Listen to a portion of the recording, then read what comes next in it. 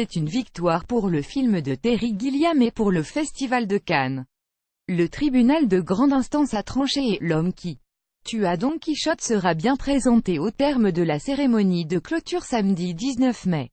Diego López Calvin. C'est une victoire pour le Festival de Cannes et pour l'homme qui tua Don Quichotte. En milieu d'après-midi ce mercredi, le tribunal de grande instance a enfin annoncé sa décision. La demande des avocats du producteur Polo Branco et de sa société Alfama Film d'interdire la projection du long-métrage en clôture du Festival de Cannes est rejetée. Le film dont Terry Gilliam rêvait depuis tant d'années sera donc montré au Festivalier le 19 mai prochain, comme prévu. C'est Thierry Frémaux, délégué général du Festival de Cannes, qui a relayé l'information, ajoutant que le réalisateur Terry Gilliam serait présent pour la projection. Il y a quelques heures, on apprenait par IndieWire Amazon Studios, qui avait acquis les droits du film pour sa diffusion aux États-Unis et soutenait le film depuis 2 ans, venait de se retirer du projet. Cannes 2018, Terry Gilliam victime d'un AVC. Sa venue est compromise à son paroxysme depuis une dizaine de jours. Les différentes parties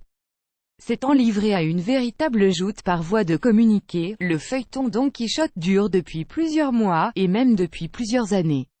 En 2016, le cinéaste et le producteur s'étaient associés pour reprendre la production de L'homme qui tua Don Quichotte, projet de longue date de Gilliam qu'il n'avait jamais réussi à tourner, mais que les rapports s'étaient rapidement envenimés entre les deux hommes et la collaboration s'était arrêtée là. Gilliam s'était alors tourné vers d'autres producteurs, mais Branco, affirmant détenir contractuellement les droits sur le long-métrage, avait traîné le réalisateur en justice.